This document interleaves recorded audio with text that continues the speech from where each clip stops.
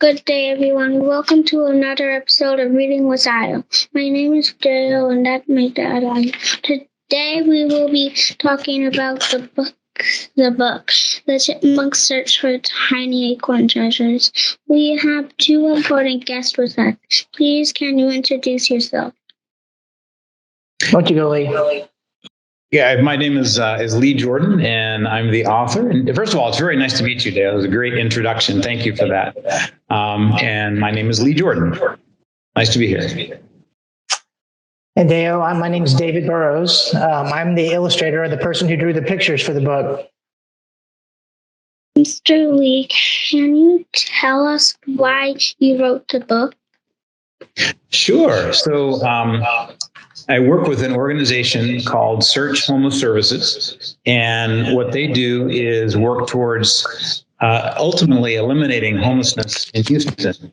They work with what we call the Coalition for the Homeless, which is a group of different organizations that all have different roles, and their objective is to end homelessness, to get people home so nobody's sleeping on the street anymore. And one of their initiatives was to start a preschool for children that are up to 5 years old. I think it's 2 to 5 years old. And the purpose of the school is really to prepare them for kindergarten, because if they don't go to preschool, they don't learn how to read and write and math and all those things they learn before you get into kindergarten, and they start off behind. So Search Homeless Services started this school many years ago, and just have some wonderful, fantastic kids and teachers there. Entire staff is fantastic. So I go there twice a month, and I read to the kids. They have a bunch of books there, and so I sit down and read to them, and I really, really enjoy that. And so I just thought one day that I would write a book for them, specifically for the kids in the class. In a specific class, these are the kids in the 5-year-old class. And the book would include their names. The idea was to include their names. I thought that would be exciting for them to have a book with their own names in it. And initially, the idea was just to have a book for them. I knew that we could publish a book in small volumes that would just be for the school. And then I'll let David talk about this more. But the more I talked with David about it, got him involved in it, we just decided to really kind of expand what we would do with the book. But the reason I did it ultimately, to your question, was just to give the kids something unique that would be memorable, that they would enjoy, and they could keep for the rest of their lives. Wow, cool. Mr. David, can you tell us why the pictures were in black and white? Sure, Deyo. When Mr. Lee asked me to do this, I was excited about it, but I had never illustrated a book before. So this is the first time I'd ever done it. What I had done before was do lifelike pencil portraits. So I kind of fell back on what I knew how to do. And to give you an example of what I did is draw pictures like this. Wow. Like this is my son, Zachary, when he was a little boy, probably younger than you are. So I knew I could draw pictures. So I knew I could draw chipmunks. But I didn't know how to bring them into a digital format, put them in a book. So I started off in black and white because that's what I knew, and that's how I did it. And with all the other work that we had to do, it was probably the most efficient way to get the pictures into the book. And I guess the final reason is I really like the look of black and white. I really like the feel of the way a pencil drawing looks on paper. It's kind of a personal preference that I have. No, I actually liked it too. And I think she liked it. She just wanted to know the reason as well. I think she liked the black and white part.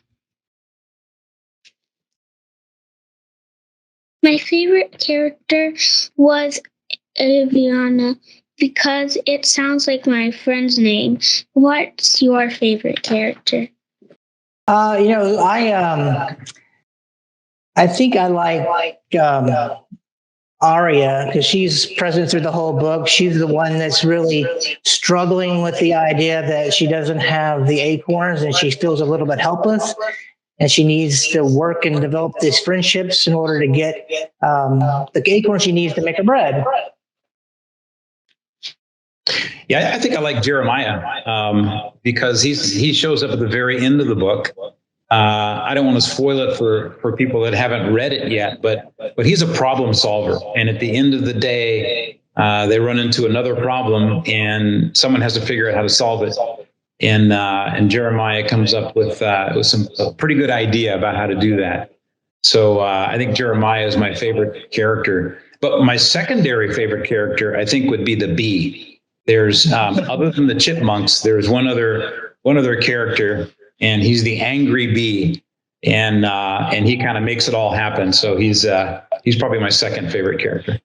I think my favorite character is Siva, because if he saw the empathy first, right? He was the one that saw her struggling and he was empathetic.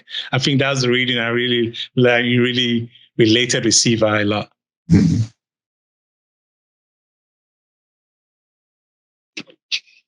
You guys did teamwork to write and draw the book, and it took team to get the acorns. Why is teamwork important? Well, I'll start. Teamwork just makes everything better. I mentioned earlier that I had certain thoughts about what I wanted to do with the book, and then I asked David, and David and I had done some other work together where we collaborated, and so I asked him to join me on the book, and really just as an artist, but I hadn't really foreseen the other great ideas he would bring to it, like what we're going to do with the book, how we would market the book.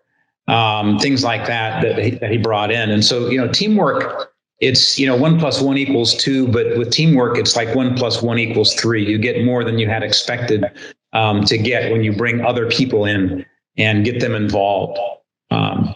So that to me is why teamwork is important and why it worked in terms of, pulling the book together. Yeah. I love the question. I think that, when Lee wrote the story and asked me to draw the pictures, at first I had to read the story because I had to understand what I needed to draw. And it was this iterative process where we would go back and forth. And like Lee, if we changed it a little bit, I could draw it easier. And he's like, oh, sure, we can do that. So that helped me draw pictures that matched the story a little bit better. And we just kind of went back and forth like that. There was a scenario where I drew a picture with the one with the bee and the acorn specifically. And Lee was like, and I drew the acorn in front and the bee in back. And Lee was like, the bee is such a detailed character and it's such a character needs to be bigger. So we flipped it around and we made the bee big in the focus of the picture and moved the acorn in the back. So we kind of went back and forth the entire way with every picture and with the entire story. So it turned out much better in the end than it was at the beginning, I think. I'll tell you one of the things that's really cool, Deyo, about teamwork. I didn't have a title for the book when I first wrote it. Wasn't sure what to call it. And David came up with the title. But the title didn't quite fit the story the way that it was written originally. And so I went back and made a couple of modifications so we could use the title, which is a really good and creative title that we're able to use. So whenever you can bring somebody else in to work with you on something, no matter what it is, it's almost always better. Yeah. And I think that's the lesson from the book as well. For the guys to get the acorns. I won't spoil it, but I think it's really important in, just coming up as a team and getting results. So it's a really good thing. There's one thing I wanted to ask you guys as well is, how can people be a part of Search? Because I've gone there to help out so many times, in some of the events and things like that. How can other people come in and contribute towards the thing that Search, the why of Search and what Search is doing? Yeah. So, one of the challenges with Search, people want to get involved. And unlike things like the food bank, there's not always a lot of direct action that you can take as an individual. It's more about providing donations so that search then can use that to provide housing to people. Something like 94% of the dollars that are provided to search go directly to support their clients and get them into housing. So it's really donations that search needs the most. Buying the book is a way to provide some of that, and in a very small way, though. It's just all the royalties go to search. But if you want to donate, then just look at Google search homeless services, and any donation at any level is helpful. $25 buys a lamp for someone that hasn't been in a home for the first time in maybe 10 or 20 years. So that's very, very helpful. So I think that, it's mainly about donations and doing things from that perspective. There can be fundraisers that you can get involved in, and if you look on the website, you can find different ways to do that. So just again, dollars are a way that really support the things that Search does. I think the other way people can help is it's just like the promoting the book or marketing the book that we wrote. It's sharing the fact that the book exists. It's sharing the fact that Search exists. It's sharing. It's going to their being a frequent visitor to their Facebook page or to their website or their Facebook page or their LinkedIn page, and reading the articles and then sharing those articles to a broader audience, because every person that shares, it's a compounding type thing. More and more people are reached. So the likelihood of people getting donations goes up pretty drastically once people start sharing that over and over and over again. And that's one of the things we really need from the book is as people read it and they like it, instead of just clicking like, share it with the people that are following you, because then some of those will buy the book and they'll share it with somebody else, and then they'll buy the book and share it with somebody else, and it just compounds over time. And that's how we really make it the biggest impact. Yeah. Just to add one more thing to that, if I could, the Search as part of the coalition has reduced homelessness by 63% since 2011. And is one of the cities that really leads the nation in reducing homelessness. So the dollars you donate are used very, very effectively and efficiently. So again, just anyone who can donate, please do.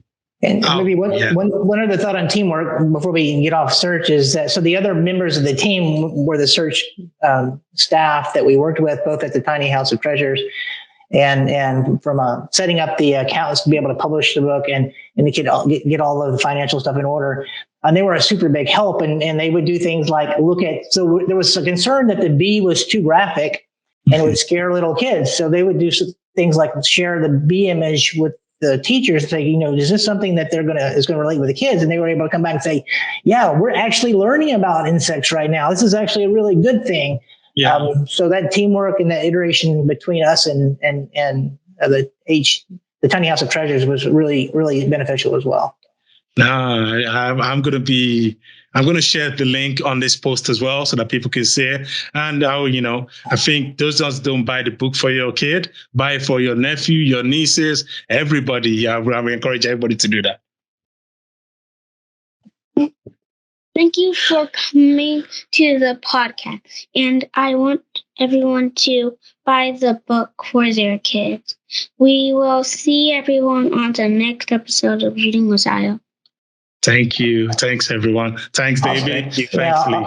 Awesome job. Great job. Deyo.